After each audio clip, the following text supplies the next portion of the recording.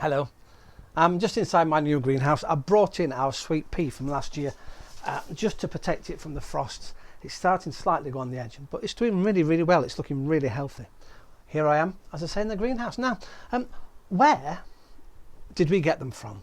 Whose that first idea was to start trying to grow under glass?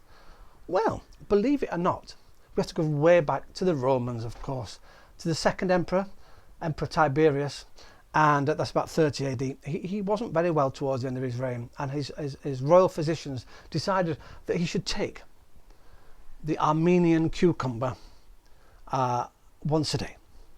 Now, here's a picture of what we know today as an Armenian cucumber, and here it is. Look at the size of that. It must be at least 3 foot long, 4 foot long. It's massive, isn't it? Nothing like our cucumbers. Oh, imagine having to eat that once a day.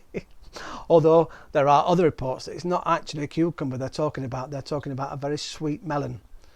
So it's difficult, obviously, over the centuries. Things have been written about in 30 AD, a long time ago. So why did they try and build a greenhouse or a glass house or something to cover the plants?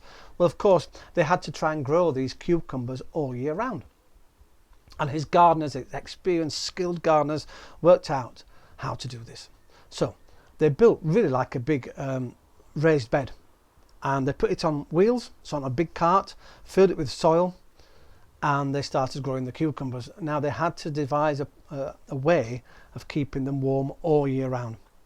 So what they got was, they've designed and built opaque sheets of stones. They ground them down until they were really thin sheets.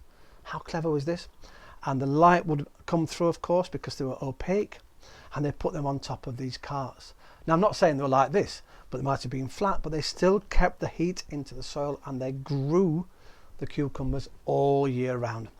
Now, we know this because Pliny the Elder apparently wrote about it, and he said once the method of growing was established, he was never without. So thanks to Tiberius and his illness and his skilled physicians and his skilled gardeners, and thanks of course to Pliny the Elder for writing about it, we know that from the 30th AD they began to use glass, or a form of, to heat the ground and keep the plants growing all year round. Brilliant. You know me, I like a bit of history. Here I am next to my bee hotel. And why, you ask? Well, I was watching the BBC's Winter Watch the other night, and they had a whole section on bee hotels and explained all about them. I never realised, so I thought I'd share the knowledge I learned the other night here on Jeremy's Yorkshire Allotment Adventures. It's fascinating. I've taken some pictures of mine, so here we are, here's the pictures, and as you can see, each of these little tubes are sealed inside with something, and apparently different bees seal them in different ways. And looking at these, I've worked out, I think I've got 4 types of bee. The first one is called a leaf cutter bee, and basically they do just that. They cut a circle out of the leaf, and here's a picture to show you, and then they put that in a little hole and seal round it. And then of course we've got the red mason bee, and I think I've got one of those because in here it looks like I've got chewed up mud, and it's put in there and it seals it again. So that's 2 bees. And then we've got the cousin of the red mason bee, we've got the blue mason bee, and they do exactly the same thing, except they use leaves. They chop it up into fine bits, regurgitate it, sounds nice, doesn't it, painted a pretty picture, and then seal the end of the tube up.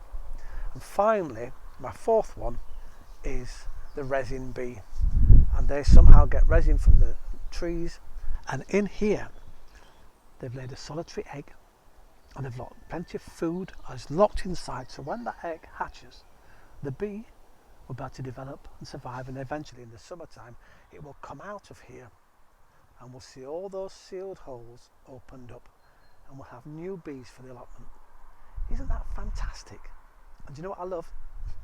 The fact that it's next to my very false wasp nest.